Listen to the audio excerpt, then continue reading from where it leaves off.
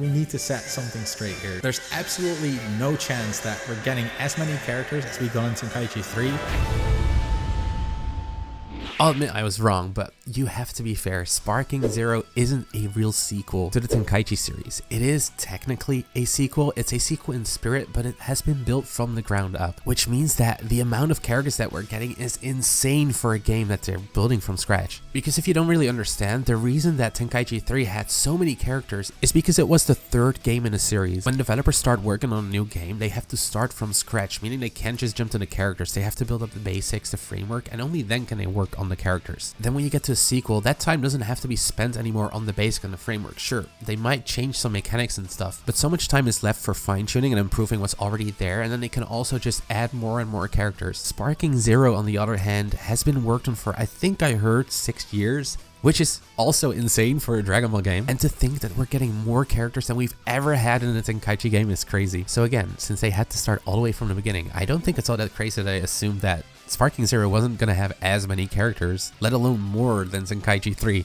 This video though isn't just meant to glaze Sparking Zero, because I think there's still a ton of issues with the game, but that's the topic for another video, because I just wanted to take a minute and really think about how lucky we are as Dragon Ball fans with all the content that we are still getting. Because just looking at Dragon Ball video games alone, aside from Sparking Zero obviously, a game like Xenoverse 2 is still getting massive updates to this day. And yes, haha, very funny, Xenoverse 2 that's getting yet another DLC pack that costs $50 billion. But I'm not gonna lie, I have missed out on so many of its DLC, and I've recently tried the new DLC pack and I loved it so much. There was the part with the evil Rose that I didn't really enjoy that much, but the Super Saiyan God Vegeta versus Super Saiyan God Goku, that was so good. I haven't enjoyed a Xenoverse DLC like that ever, really. I know that Xenoverse gets a lot of hate, especially because of how it looks, which I honestly do kind of agree with, but honestly, Xenoverse, and especially Xenoverse 2, was really the perfect Dragon Ball fan service game. The amount of content that game has is insane. From being able to create your very own character in the universe, to obtaining transformations,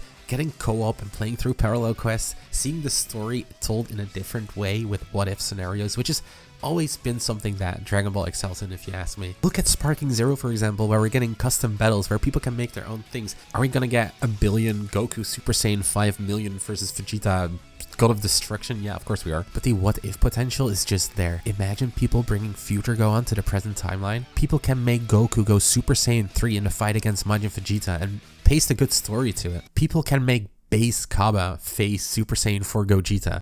That said, Xenoverse netcode was ass and the PvP was just horrible, if you ask me. I'm pretty sure they already confirmed that role-based netcode isn't going to be a thing in Sparking Zero, so I beg that the PvP is going to be good enough, because that's really also a point where the game needs to shine. Moving on from Xenoverse, we also recently got a Fighterz update, and while that game has been neglected kinda, the game is also now like, what, 7 years old at this point, so a wacky update like the one we got is, in my opinion, exactly what the game needed. I heard a lot of competitive and pro players really complain about it, which is understandable if you really like the balanced stuff. And I heard that a lot of characters are just wild at the moment, which is great. And don't even get me started on the mobile games, because those are better than ever. Especially, I play a lot of Dokkan, so I know that Dokkan is doing really, really well. Better than ever, and the 10th anniversary is coming up, which they're bound to do something amazing for that. Animations are better than they've ever been before, the soundtracks are bangers, there's a lot of content that is incredibly fun if you ask me, and they also recently introduced a pity system, which is getting even better now. I play Legends less, but I also know that that game is going really strong. In my opinion, that game also has incredible art, some of the best art I've ever seen in any Dragon Ball game. I suck ass at it, so I can't really say anything about the PvP side, but here's, well, that game is just doing incredibly well. And you know what's such a shame about those mobile games, which a lot of the Dragon Ball community actually suffers from? They really hate each other for some reason. This also goes for some of the Xenoverse community. Like,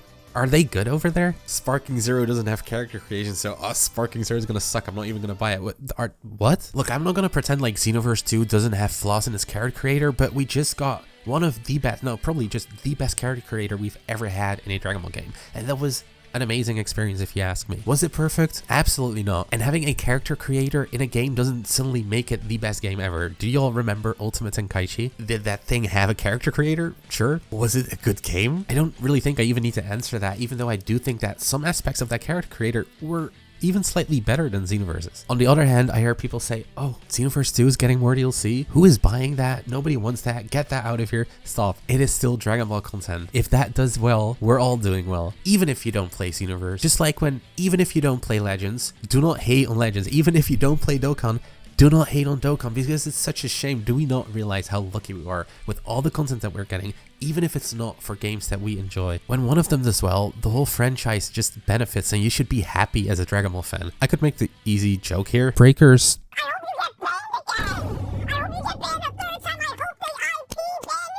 exists, and I think there are more people that are joking on the game than there are people enjoying it, which, to be fair, the developers haven't really helped themselves with that recently. But if you ask me, I love the idea of Breakers. If you follow Iron King, you know how much fun it can be to both to watch and to play if the game actually works and if there's content. But I love the idea. If it was a bit more active, it had more people playing, if it had more customization options, but it feels like they spend so little time actually developing the thing. And it also feels like such a big middle finger to the players who are actually invested in this game. I can understand Iron King's frustration when I see things like this. Then there's also the new Dragon Ball Project Multi or whatever coming out, which also looks so much fun. I know people were also hating on that, and I understand it because it doesn't look all that polished and it's like another arena MOBA thing. But from everyone I've seen play, I've only heard good things about it. When you look close at the gameplay itself, it might not look all that polished, but when it comes to animations and cutscenes and super attacks and all that stuff, it looks really, really great. And all of the things that we just talked about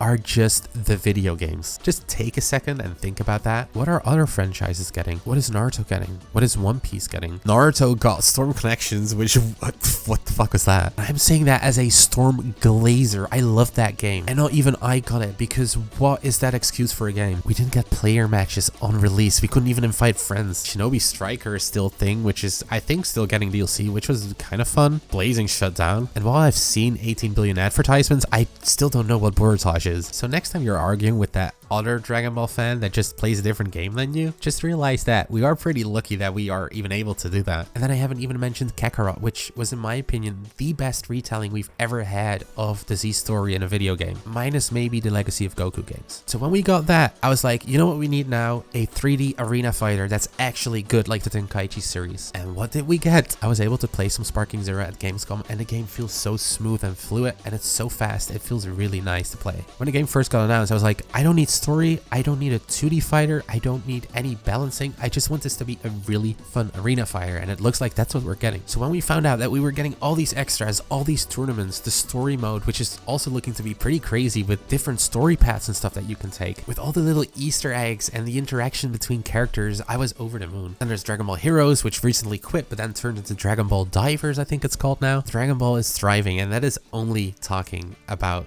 the games, because as everyone knows at this point, Dragon Ball Daima is set to release in like what, a week? And listen, I get it, so many people are complaining about, oh, it looks so childish, they're little kids, whatever. I get it, but please take it slow. We haven't seen much, so who knows? For all we know, it's gonna be super exciting. In a recent trailer, Goku turned Super Saiyan, so we are gonna have transformations. I'm not gonna spoil because I also try to avoid leaks, but I accidentally saw a leak on Twitter that makes me super excited to see how it's gonna go down. And again, new anime content means new game content. We're gonna see these characters in Dokkan, in Legends, in Sparking Zero. It's confirmed that it's gonna be in the season pass. Something else that's a little bit exciting to think about, but it's just a small theory, and maybe you shouldn't really get your hopes up, but every 2 years after a movie gets released, about 2 years anyways, we get an announcement for a new movie that's in the works. We got Battle of Gods, we got Resurrection of F, we got Broly, we got Super Hero, and now maybe Daima is going to take that place. I mean, I assume it's not necessarily done on purpose anyways, and it might just be a coincidence, but it is just something to think about. Looking at the manga as well, I am not entirely sure because I haven't been keeping up, but looking at what's going on with Frieza right now, it looks to be ending at a cliffhanger, and I don't think they're gonna leave it there. And there is so much content there still to adapt, so we have to get Super 2 at some point. I refuse to believe that they won't adapt something like this. Dragon Ball just makes too much money for that. I refuse to believe that we're not gonna get games at some point with Ultra Ego in it, with Black Frieza in it, with Moro in it. We have to get that. If Dokkan shuts down before we get Moro, I don't know what I will do. So again, for the final time, if you're a Dragon Ball fan right now, just realize how lucky we are to get all this new content. This franchise has been decades and decades and decades old, and we're still getting new stuff. Toriyama's passing was very unfortunate, and it also makes me think of stuff that I don't really want to think about, because Nozawa is getting up there in age too, and she is just Goku. She is. So man, I don't even want to think about it. Anyways, for anyone still listening that kind of cares about me as a person, I don't know how much I will be uploading because I am finally doing a lot better. I am actually going to school now, and it looks like it's really going well this time, so I'm just gonna go for it. Weirdly enough, even though now that I'm in school I have less time, I feel more motivated to create things, and so that's why I'm even making this video. But with Sparking Zero coming out and Daima around the corner, I really want to start uploading some stuff, even if it's just to get my own thoughts out. Also, a huge, massive shout out to the people around me that have been supporting me recently, because I have felt so much better this year than I've done in the past years. I mean, obviously Marco, Veggie Boy, if you're listening to this, thank you so much for encouraging me to upload again.